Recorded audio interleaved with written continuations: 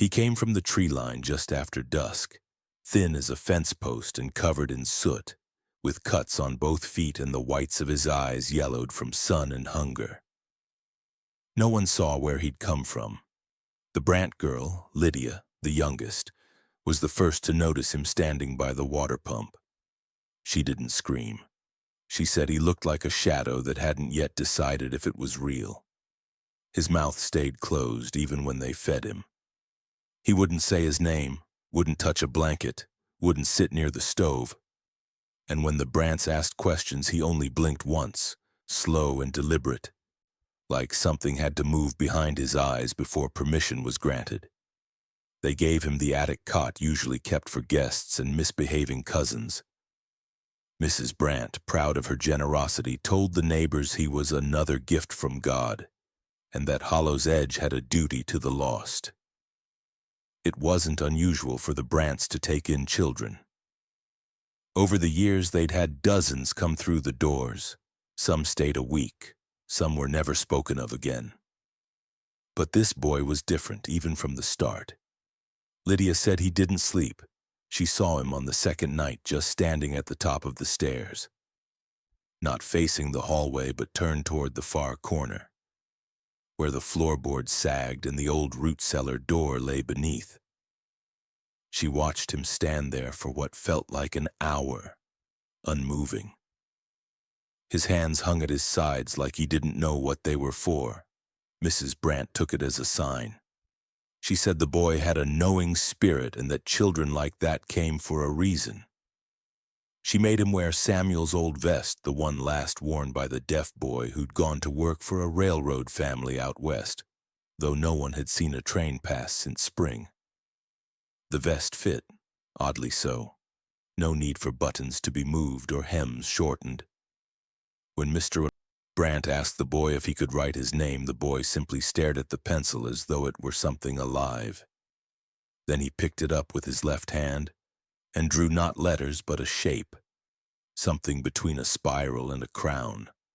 Lydia found the paper later and buried it behind the woodshed. She didn't know why, only that it felt wrong. In town, whispers began. Not about the boy, but about the Brants again. Another child and still no paperwork filed. Pastor Noel asked quietly during supper one evening if the boy had been baptized. Mr. Brant answered with a long story about rivers and redemption, but never said yes or no. By then, the boy had been in the house almost 2 weeks. He hadn't spoken, hadn't laughed, hadn't cried. But once, just once, he opened the cellar door without being told. Lydia heard the creak and went to see. He wasn't inside, just standing at the top of the stairs, staring down into the dark, his arms still at his sides, his fingers twitching ever so slightly like something familiar was calling him from below. Lydia asked if he wanted bread. He didn't move. She asked again, louder. He turned, slow and stiff, and looked at her. That was the first time she noticed something about his eyes, not their color, not their size, but the way they didn't reflect. No glint, no light, just dull, like glass too thick to see through. Hollow wasn't a word a child would use, but it's the only one she could think of. The Brants said he was quiet because of trauma. They said orphans needed time. But Lydia stopped going near the root cellar after that. Even when she was asked to help carry preserves, she'd make excuses. She'd say she had to study or that her hands were sore. She started locking her bedroom door. The boy stayed, longer than the others. When Pastor Noel asked again about his birth name, Mrs. Brant laughed and said, "Some children are born without one. We give them something better."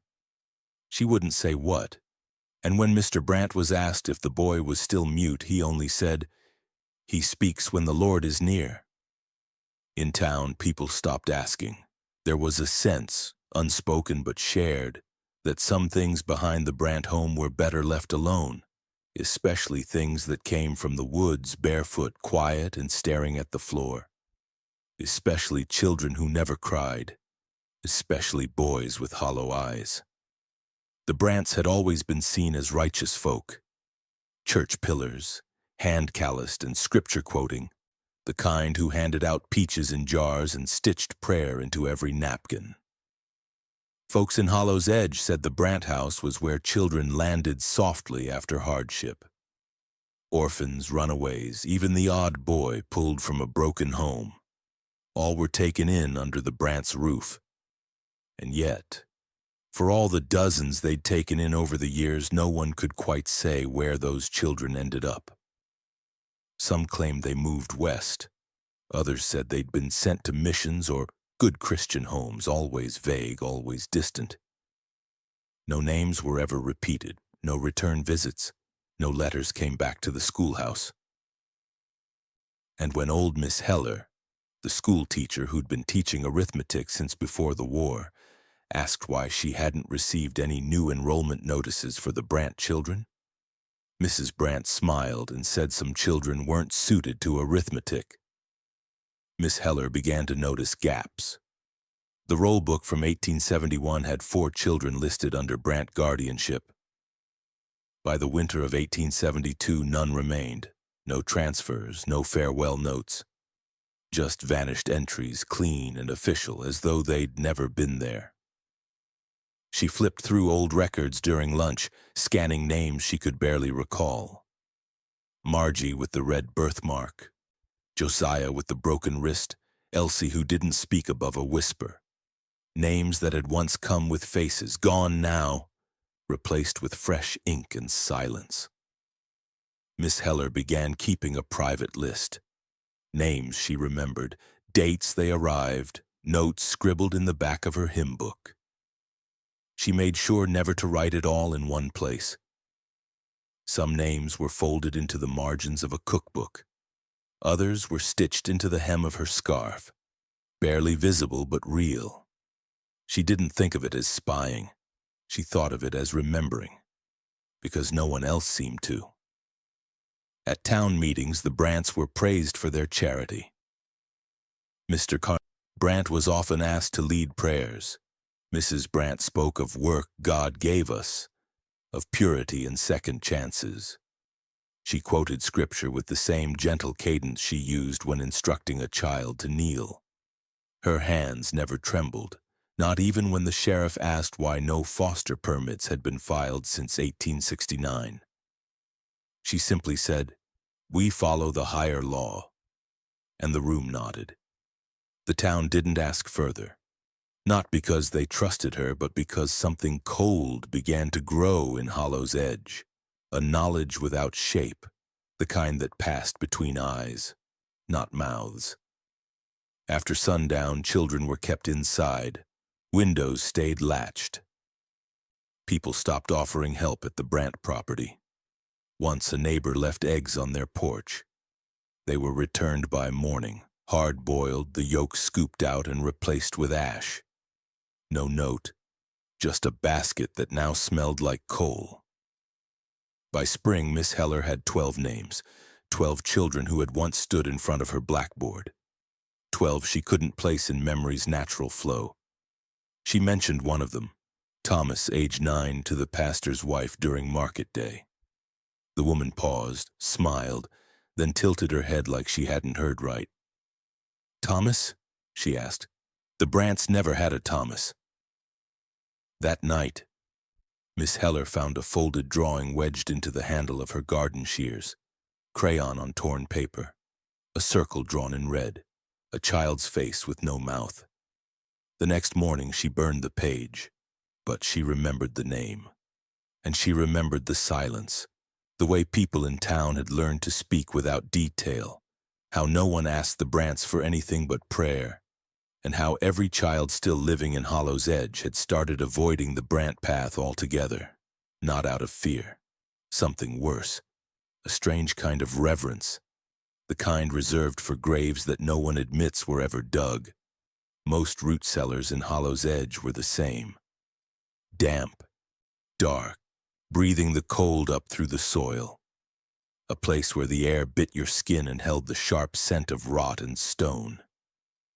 But the Brant's cellar had no chill, no breath of earth, no mold on the walls. The neighbors said it was a miracle of construction. Perfectly sealed, they claimed, dry enough to store peaches and cornmeal into late spring. But when Mrs. Cutter came to help with preserves one October afternoon, she stepped down into that cellar and felt nothing. Not the usual prickle of cool air, not the sting of the season's turn. The space was still and silent, warm in a way that made her skin tighten. She said nothing at first. Only smiled and complimented the shelf layout, the smoothness of the stones. But as she helped Mrs. Brant place jars along the back wall, she noticed the labels. Some were scrawled in old ink, others had no names at all. Just single letters. One jar, filled with what looked like pickled garlic cloves, had a small white tag that read E. Another, stacked behind the shelf, bore no label but contained something pale and twisted, like bone or root, knotted and bent. Mrs. Brant caught her staring and said softly, "Some things don't spoil if they're properly prayed over." Then she offered her tea. Mrs. Cutter left before sundown. She didn't take the tea. She said she felt a sudden headache, one that started behind her eyes the moment she stepped down the cellar stairs. That night, her husband found her standing in their yard barefoot, holding a single jar of beans wrapped in a towel. Her teeth were chattering, lips blue, eyes wide but unfocused. She never explained where the jar came from. She never admitted going back. But when the sheriff stopped by the Brant home to ask about it, Mr. Brant said she must have wandered too far. "The woods confuse the lonely," he said, "and she's never had a strong mind." The sheriff didn't push. Not because he believed it, but because there was something unnatural about how calm Mr. Brant remained, even as his wife hummed a lullaby from the cellar steps like nothing had happened. Weeks passed. Mrs. Cutter fell ill. Her skin turned dry, then cracked at the lips and fingertips. She spoke less each day, and when she did, it was always the same phrase. It wasn't cold. Over and over again. It wasn't cold. Even as her body wasted, even as her breath fogged in the winter air and her windows frosted over. She'd sit by the fire and clutch the empty towel where the jar had once been, rocking in small, measured movements. She died before the thaw. At her funeral, Mrs. Brant brought a new jar of beans, her way of honoring a woman she said died of a broken spirit. She set the jar down on the coffin's edge. The pastor tried to remove it before the service, but his hand slipped. The glass shattered on the church floor. Inside were no beans, only small, shriveled fingers. Not adult, not bone, but something too soft, too small, and far too intact. The service ended early. By spring, no one spoke of the cellar. No one asked to help with preserves. The Brants sealed the door with a new latch, one made of braided copper and tiny knots of black thread. Lydia noticed it the first time she tried to go down for dried corn. Her mother told her not to touch it. "It's a knot of protection," she whispered, "for the ones below." Lydia didn't ask what that meant. She only stopped going near the door. Because the truth was, it wasn't a cellar anymore. Not like the others. It was something deeper. Something warm when it should have been cold. Something still when it should have breathed. And something that never stopped waiting. It was displayed without ceremony, folded neatly beside a tray of molasses biscuits on the church hall's table. Mrs. Brant said it was a remembrance piece, stitched over winter to honor the children Hollow's Edge had lost. She never said whose children, never gave a number. Just smiled that dry, pinched smile of hers and unfolded it slow as though the fabric itself held prayer. The quilt was simple at first glance. Dark muslin squares, rough at the edges, sewn together with tight, exacting stitches. Each square bore a name, hand-embroidered in thread the color of dried blood. Not red, not rust, but something in between, a shade that made the eyes hesitate, The letters were curved, delicate, shaped with a hand that had spent years perfecting domestic grace. Some squares had only initials, others full names. Lydia noticed one that simply read Baby Thorn. Another read Ezekiel 3 Winters. No last names were given. The pastor praised the work, said it was a tribute to grief made graceful. Parishioners nodded. Some wept, but others began to murmur quietly. Names like Ezekiel and Hattie and Alma stirred memory, but not one could say where those children were buried. No headstones bore their names, no obituaries, no hymns remembered for them. The town had its share of lost children. Sickness, accidents, thin winters. But these names weren't among them. Mrs. Brant said the names came to her in dreams. Spoken by angels, she claimed, whispered during prayer. She said she felt called to stitch them down before they vanished again. When asked if she meant the children had passed, she only smiled and said, "They were claimed." That was when a woman from out of town stepped forward. Her name was Clara Denning, a widow from Gable Parish, visiting her sister for the harvest fair. She pointed to a square near the bottom. One labeled, May Lillian, 4 years. Clara froze, then turned to Mrs. Brant and asked where she'd heard that name. The room quieted. Clara said her daughter had been taken during a flood evacuation 3 years earlier. She'd searched across counties, filed letters, prayed until her voice gave out. The authorities said May Lillian had likely drowned, but her body was never found.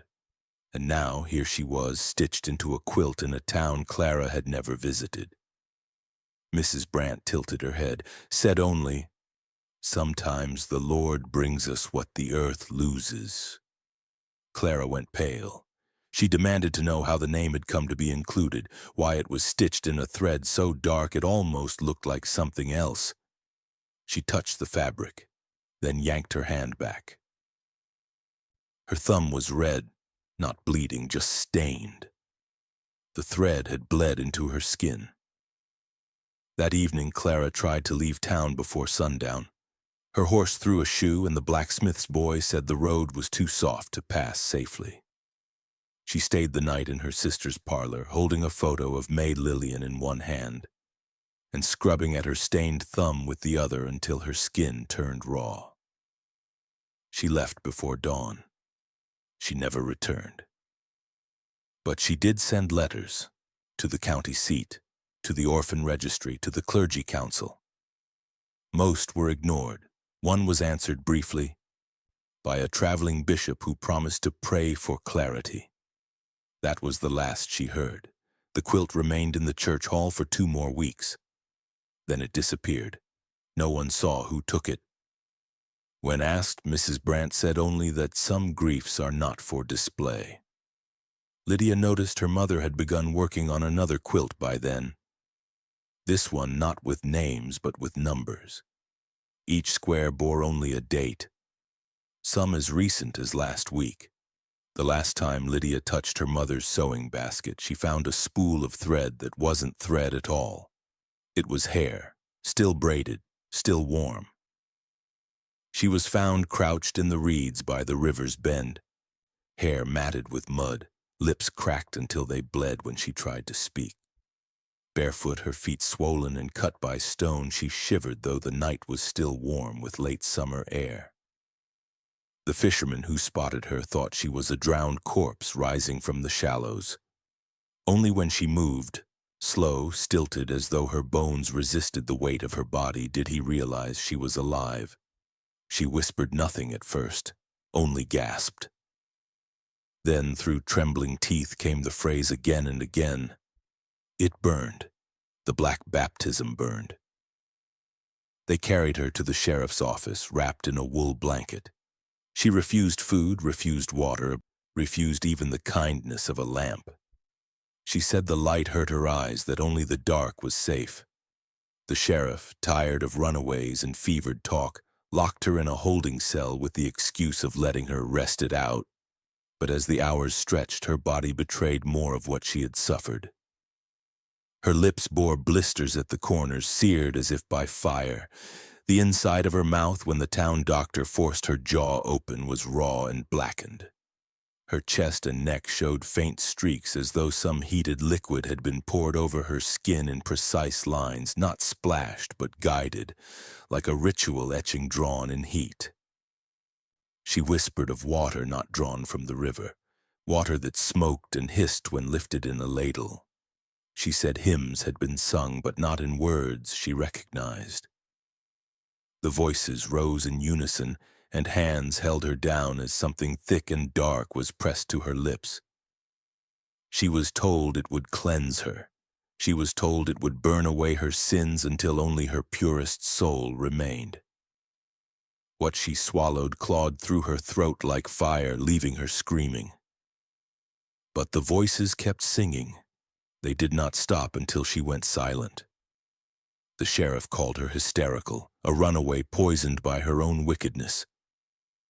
He told the townsfolk she was raving, and that the Brants had once again taken in a poor child who'd gone astray. But Miss Heller, who came with a basin of water for her, saw more than hysteria. She saw a girl who moved as if her bones no longer belonged to her. She asked where the baptism had taken place. The girl lifted her trembling finger and pointed not to the river but to the north, toward the Brant home, toward the cellar that had no cold air. By nightfall, the sheriff ordered her locked away. He said rest would cure her, that too many questions only worsened madness. He pushed Miss Heller out the door and barred her from returning. Yet before dawn, when the sheriff went to check the cell, it was empty. No broken lock, no footprints in the dust, only the blanket she had been wrapped in, folded neatly on the cot, and a wet ring on the wooden floor that smelled faintly of iron. The sheriff swore she had escaped, swore he had done his duty, but whispers moved faster than his denials. Some said they saw her wandering the fields at midnight, her mouth still burned, her eyes wide with something unholy. Others said she was taken back to the Brants, her body used in some ritual of cleansing the town dared not name. A few claimed she never left the cell at all, that what remained was not her body, but something pulled through the cracks in the floor, something that seeped into the earth and waited for the next prayer to be spoken. By week's end, her name was not spoken aloud again. She was written off as a vagrant no one had claimed. But Lydia remembered her. She remembered the smell that clung to the folded blanket, sharp and acrid like oil burned to ash. And she remembered how, the following Sunday, her mother poured water into the baptismal font at church. The water hissed as it touched the bowl, sending up a faint wisp of steam. Mrs. Brant smiled as if no one else noticed. She dipped her finger into the heat and traced a cross across her own lips. And when Lydia looked closely, she swore she saw the faintest blister form at the corner of her mother's mouth, like a burn hidden behind faith. He arrived just past dusk, wearing a blue coat dulled by dust and a satchel of glass vials that clinked when he walked. Dr. Alan Shipley, registered physician out of St. Albans, said he was following up on a whooping cough notice sent months prior. The sheriff waved him toward the Brants' place, saying no one in town had seen a single cough since last harvest. "They keep the Lord close out there," he added, half smiling, half afraid. The Brants welcomed the doctor with open arms and an empty chair. Mrs. Brant served roasted squash and apple pie from her cellar jars. Lydia noticed her mother watching closely as the doctor chewed, as if counting how many times he swallowed. He complimented her skill, said the applesauce was thick, rich, like something pressed from memory. She smiled at that and said they grew everything themselves. It was only when he returned to his rented room behind the blacksmith shop that the doctor opened the second jar she had gifted him. He hadn't tasted it at dinner. It was meant for later, she'd said. He sat at a narrow table, spoon in hand, as oil lanterns swayed overhead and the jar's lid gave a quiet pop.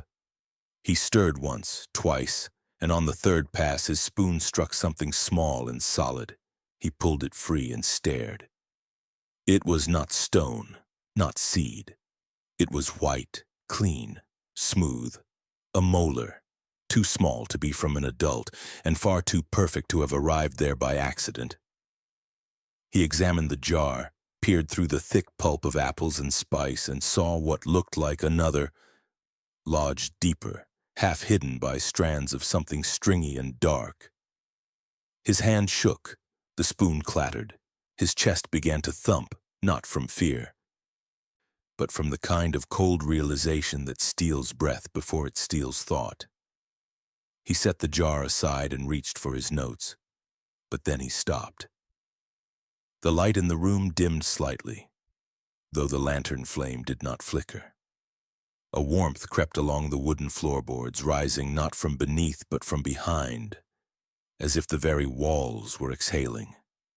The air took on a scent he could not place, something metallic but sweet, something like iron boiled in syrup. He repacked his satchel without finishing the jar. He left the room without undressing. He did not sleep. By morning, the blacksmith's wife found his room empty. The cot was untouched, the applesauce jar was gone. His boots were missing, but the horses were still stabled. He had taken only his coat and his satchel. No one saw him leave. No one heard the hoofbeats. No letters arrived at the post. When a messenger was sent to St. Albans, the office there confirmed that Dr. Alan Shipley had been en route. But he never returned, never reported in. A few weeks later, Lydia found the empty jar behind the woodshed, tucked beneath a loose plank. The label had been peeled off, but the glass still held the faintest smear of something dark along the bottom. Not quite red, not quite brown. And stuck to the side, clinging to dried pulp, was a tiny human tooth. She didn't tell her mother, she didn't bury it. She placed it in her pocket and waited. That Sunday, Mrs. Brant served applesauce again after church. The congregation praised her recipe, said it was unlike any they'd tasted, richer, fuller, somehow warm even when cold. She laughed and said the cellar blessed everything it held. The jar passed from hand to hand. Only Lydia kept her mouth closed.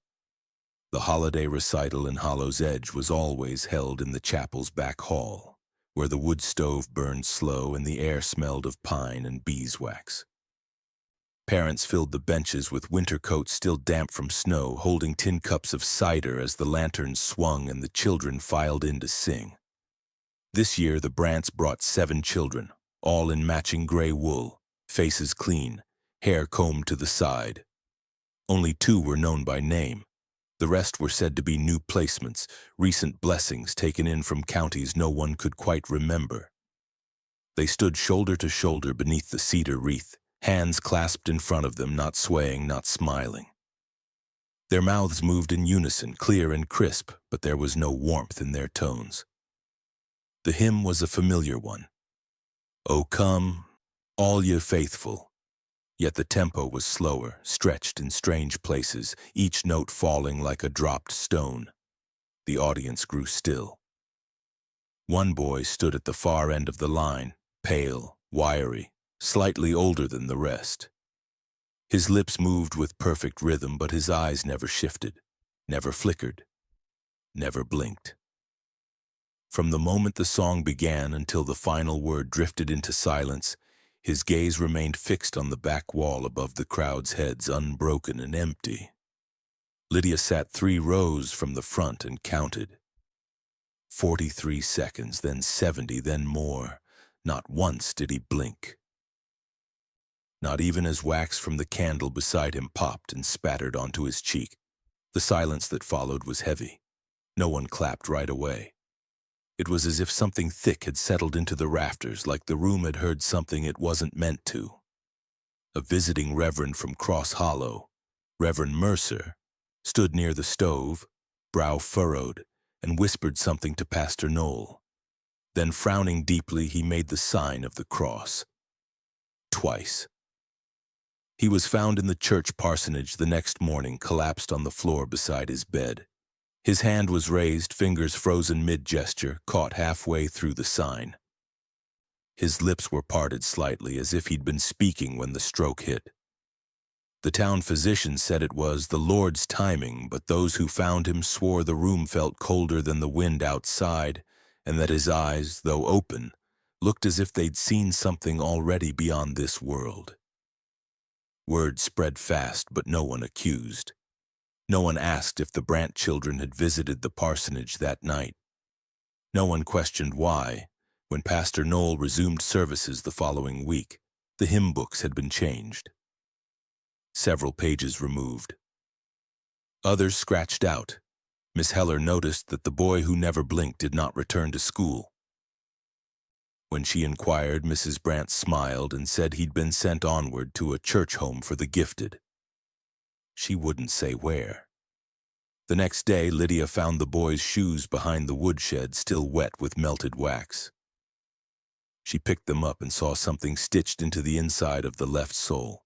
Not a name, but a symbol, a spiral, sharp and thin, sewn in with red thread so tight it puckered the leather.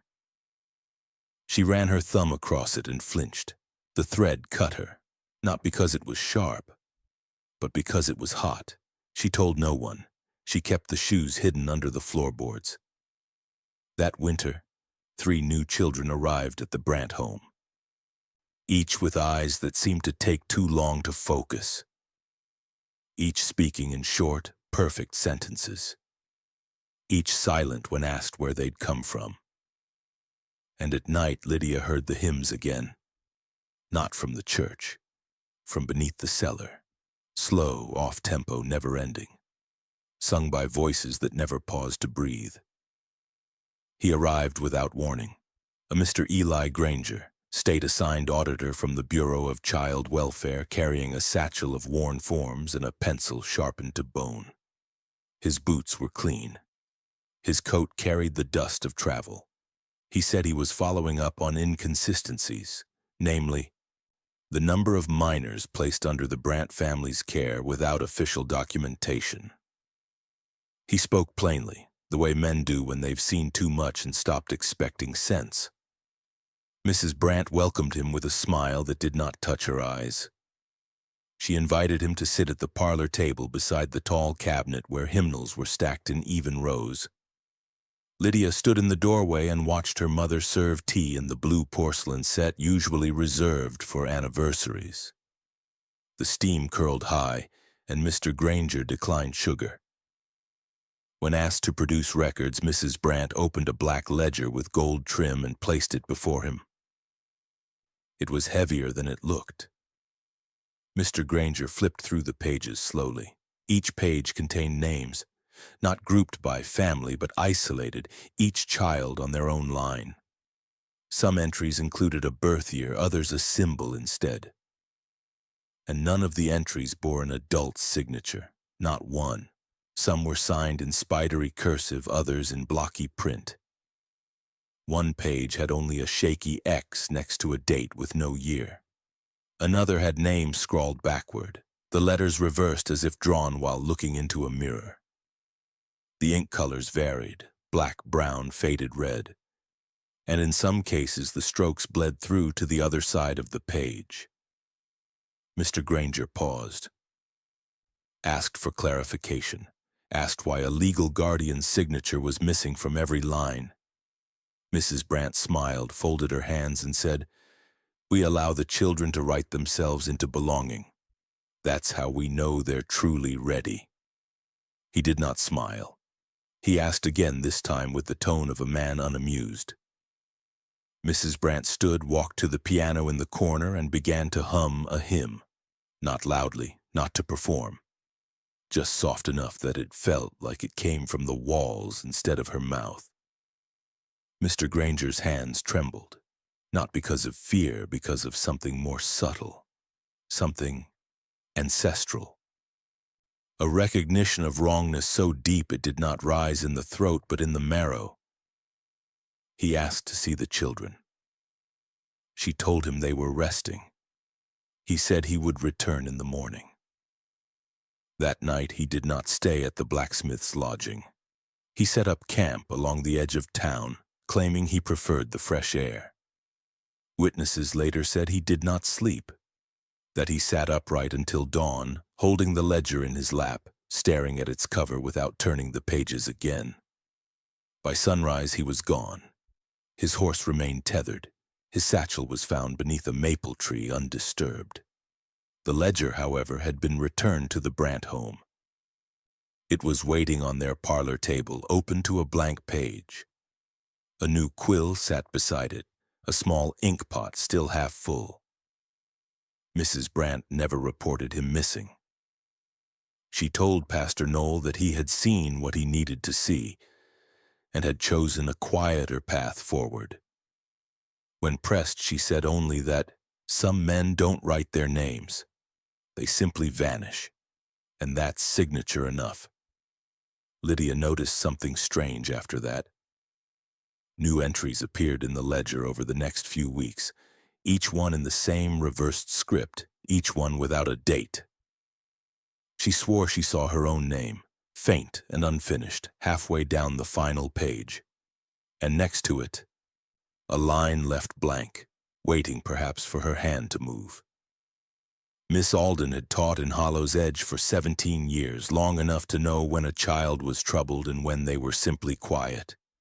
She believed in routine, in neat lines of chalk, in the soft order of morning bells and clean fingernails. She accepted that some children needed structure, but the letter from Mrs. Brant felt different from the moment it arrived. It came in a thick cream envelope, sealed not with wax but with a narrow strip of cloth tied in a small knot. The handwriting was delicate, elegant, too practiced for casual notes. Inside was a single sheet of paper folded once, with margins perfectly measured and ink a deep, unusual red. Mrs. Brant was recommending a girl for corrective instruction, a quiet girl, unnamed in the letter but said to be withdrawn, defiant in silence, inclined toward self-erasure. Miss Alden frowned at the phrasing. It didn't sound like the usual concerns about reading delays or skipped prayers. It sounded clinical, removed, as if the girl were a specimen more than a student. As she unfolded the letter fully, her thumb caught the edge of the ink. It smeared. Not much, just a line, barely visible. But the mark it left on her skin lingered too long. She tried wiping it on her skirt, then with a damp cloth. It remained, a thin red stain across the soft pad of her thumb. She sniffed it absently. The smell was sharp, metallic.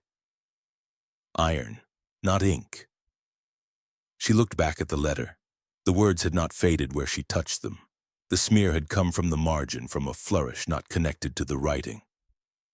A swirl that looked almost accidental, almost decorative, until she noticed the pattern repeated 3 times down the page, like a signature in code. She took the letter to Pastor Knoll that evening. He read it twice, then folded it in half again and slid it beneath his Bible without a word. He told her it was best not to engage, that the Brants handled their own. When she asked what that meant, he simply said, "Some children are shaped in quiet ways." That night Miss Alden lay awake.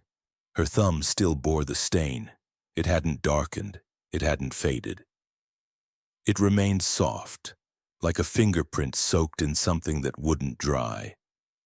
The next morning she washed her hands with lye soap, scrubbed until the skin peeled, and still the mark stayed. 3 days later, a new girl was seated at the back of her classroom. She had no enrollment form, no records. Only a note pinned to her sweater in the same red ink. Observe, but do not question. The girl never raised her hand, never blinked too often, never cried. When asked to write her name, she drew a spiral, one that tightened at the center like a hole. When Miss Alden asked where she'd come from, the girl said only, "From underneath." She never spoke again. Weeks later, when Miss Alden finally burned the letter, the flame hissed and turned green at the center. The smoke rose with a sharp hiss, and the red smear on her thumb turned black. She wore gloves after that, even in spring. She said it was for the chill. But some chills don't come from weather. The house was falling apart by then. Its shingles curled like burned paper, the porch sagged low, and ivy had begun creeping between the boards as if nature itself wanted in. The Brant name no longer held favor in Hollow's Edge, only memory, brittle and buried. Lydia Brant had passed quietly in a county home with no visitors and no service. Her granddaughter Eleanor inherited what was left: a rotting frame of timber and whispers, a root cellar the realtors said would need structural reinforcement before any renovation. Eleanor came alone, a city woman by habit, soft in the hands, but stubborn. She brought gloves, boots, and a rented shovel. She told herself the project was practical. She didn't come for ghosts. But when she first stepped onto the cellar stairs, the air changed. Not colder, not musty, still, unmoving, like she'd walked into breath held too long. The old door had splintered at the hinges. Inside, the earth had pushed upward through the floor in clumps, as if the ground itself wanted to reclaim the space. Eleanor began digging near the back wall where moisture bled into the stone. She moved slowly, scraping through decades of layered dust and forgotten things. Rusted nails, shards of jars, fabric stiff with time. Then something different, softer than rock but too firm for root. Her shovel struck a seam. She knelt, brushed gently. It was leather. No, not quite. A small shoe, cracked and faded, child-sized. Then another beside it, and another, unearthed like teeth from a gum line packed tight into the wall like offerings. Dozens. Lined heel to toe, toe to heel, forming a kind of low barrier in the earth. They weren't scattered, they were placed, arranged with care. She reached for one, and it shifted in her hand. The thread holding it together wasn't thread at all. She held it closer. It was hair. Long, thin strands, woven through eyelets and wrapped around soles, braided in places, knotted in others. She dropped it, stumbled back, her breath thin. The shovel fell against the wall with a hollow thud. And then, beneath her knees, something gave, a faint settling in the dirt, a pocket collapsing inward. The ground shifted just enough for her hand to land on something smooth. It wasn't stone, it was a rattle, wooden, carved with a spiral at the center, no dust, no decay, as if it had just been placed there. That's when she heard it, a sound, not a voice, not air, but something remembered, a tune soft and circular, hummed from nowhere. It twisted through the cellar like smoke curling back into the wick. Eleanor froze. The melody was familiar. She didn't know from where. It rose in her throat before her mind could catch it. A lullaby. One never taught to her. Yet her mouth shaped it perfectly. She collapsed. Not in pain, in recognition. Something ancient, stored deep. She rocked slightly, cradling nothing, her hands pressed together over her stomach. She whispered the tune as tears slipped down her cheeks, not from grief, but from knowing. When she finally crawled out of the cellar, her face was gray with dust. Her gloves were gone. The spiral rattle lay beside her boots, untouched. She locked the cellar door with a rusted chain and did not return. But that night she dreamt of shoes, hundreds of them, each tied with hair the color of her own. And in the dream, her grandmother's voice sang through the floorboards. "Belonging isn't given, little one. It's stitched." They began the excavation quietly, with tarps to block the view from the road and soft warnings to the press not to speculate. But word spread anyway. Something had been found behind the Brant house, beneath the overgrowth behind the old root cellar where the ground dipped unnaturally. A sinkhole, someone said, a forgotten burial plot, guessed another. But the truth was worse than any guess. The first bones were uncovered by a county soil engineer sent to survey the land after Eleanor Brant's anonymous tip. He thought they were animal remains at first, shallow, fragile. But then he found a jaw too small, too human, with molars still embedded. He backed away and called the sheriff.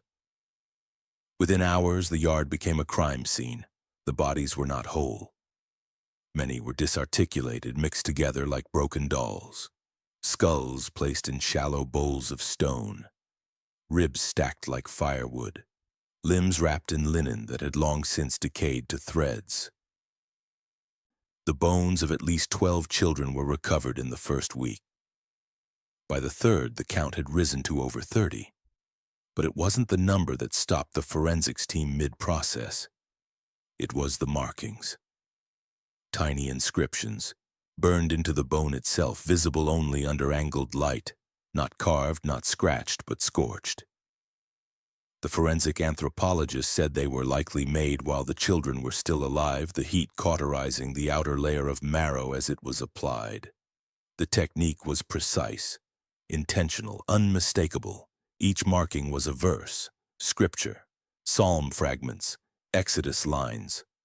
Phrases like, "Suffer not the child," and "Cleansed in pain shall ye dwell." Some verses were incomplete, trailing off mid-passage as if interrupted.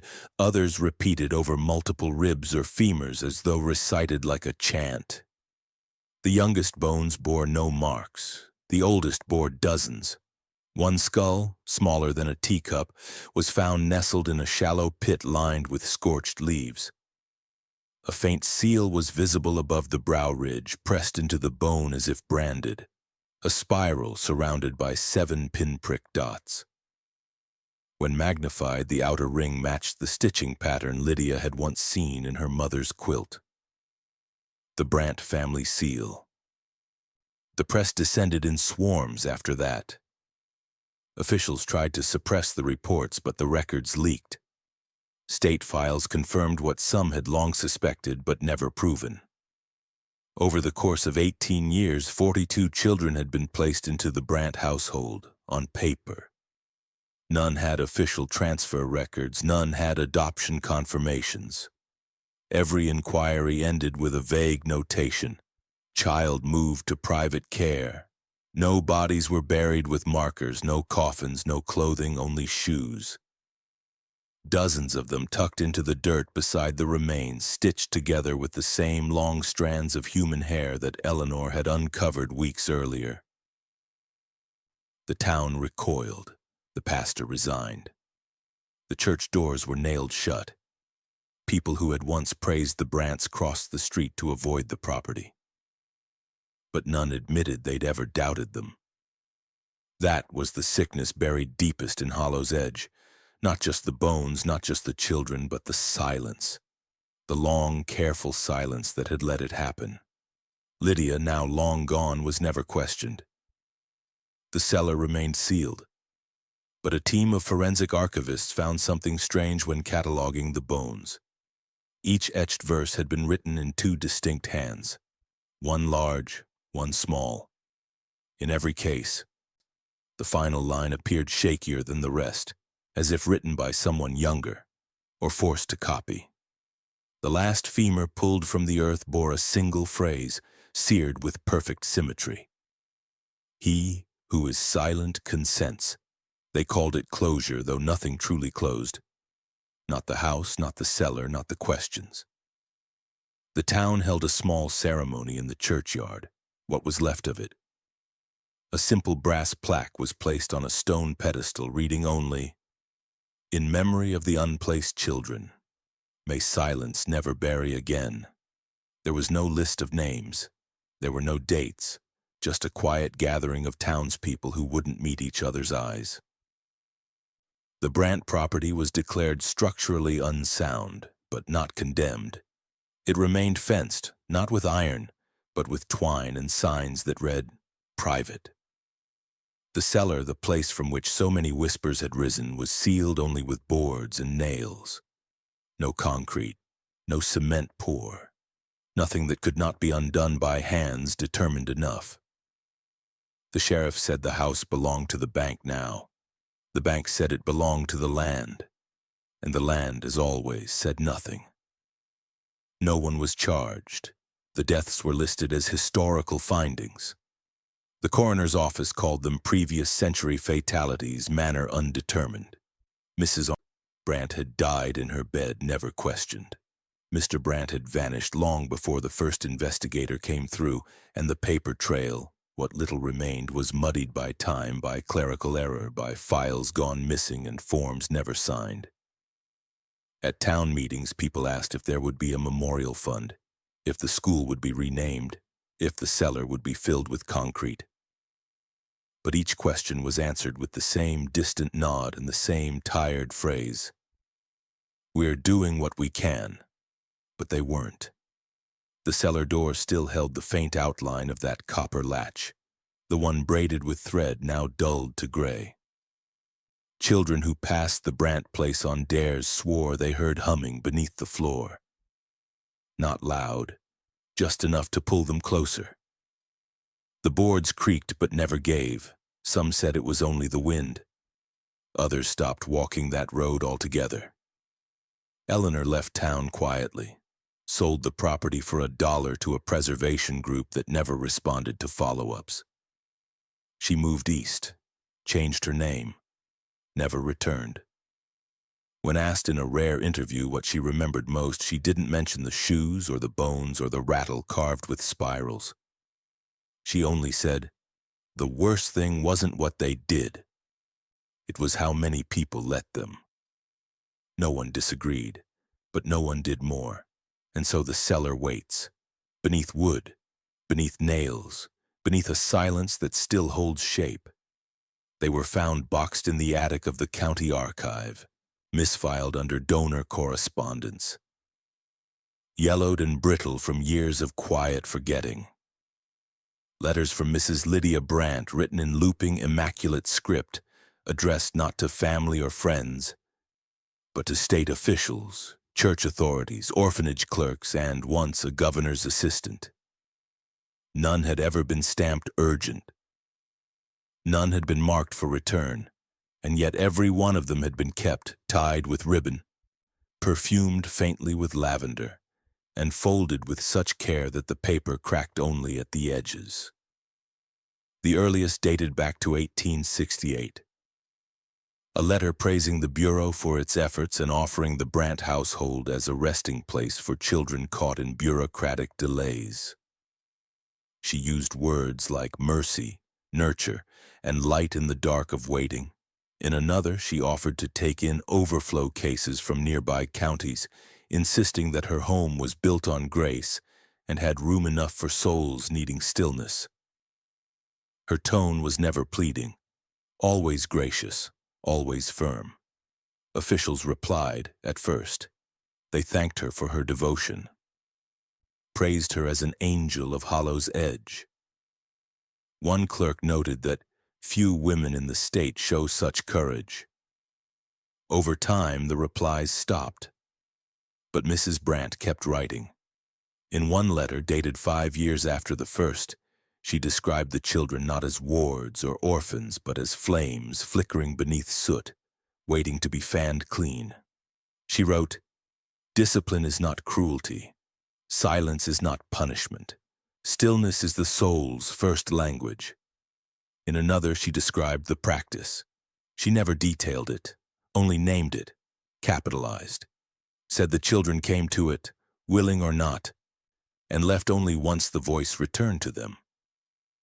The files show no response, but the most disturbing letter came last. It was unsigned, no return address. Just a folded page dated in pencil, postmarked months before her death. It read, "Some sacrifices are required to keep the light. You know this. You've always known this. You sit behind desks and speak of systems. I sit beside a child who will never be chosen. Between us, who is crueler?" No one knew who it was meant for, but it was filed with the others, preserved, left undisturbed.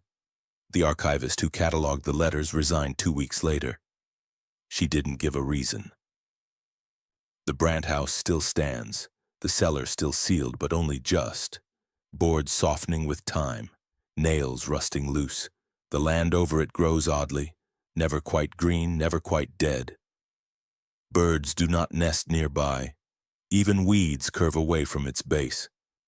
When state historians visited for a retrospective, one leaned against the cellar door only to recoil and say it felt warm. He laughed but didn't touch it again. A child passing on a school tour whispered that they heard a woman humming beneath the floor. The teacher said it was wind. The teacher knew better. The legacy of the Brants is not legal. No convictions, no trials. Only plaques and footnotes. But those who've read the letters, those who've touched the pages still stained faintly red, speak of a horror not born from rage but from belief. From kindness twisted so tightly around cruelty that it strangled without leaving marks. Mrs. Brant never raised her voice. She never hid in shadows. She served tea. She sang hymns. She quoted scripture with perfect recall. And still, somewhere beneath the house, her words remain. Some sacrifices are required to keep the light. In the years that followed the excavation, the town of Hollow's Edge quietly redrew its boundaries. New roads were built to bypass the Brant property. Children were told not to linger near the fence line. The cellar remained sealed, but no concrete was ever poured. It was passed from bank to buyer, from buyer to silence, each deed signed without mention of what had been found beneath. No preservation order, no demolition. Just the slow erosion of memory paved over with legal caution and polite forgetfulness. An oversight committee was formed by the state, briefly.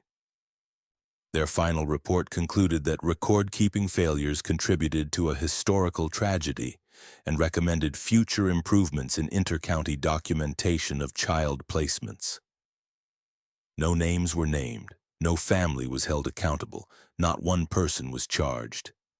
But something did change, quietly, subtly.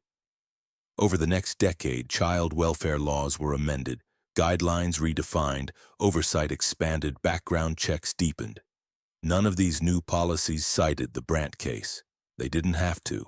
Those who knew, knew. And those who didn't were told only that the past was complicated. The Brant name faded from the church registry.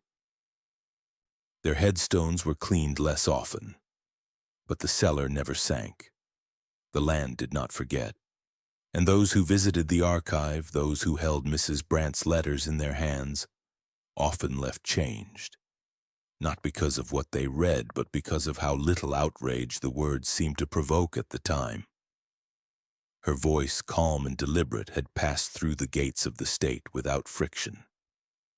Scripture had been her shield, hospitality her mask. It's easy to imagine evil as something loud, something snarling, something with teeth. But the most horrifying acts in history have not come from monsters. They've come from mothers, from school teachers, from those who smile and serve and hum lullabies over pots of stew. Evil, when it means to last, does not announce itself.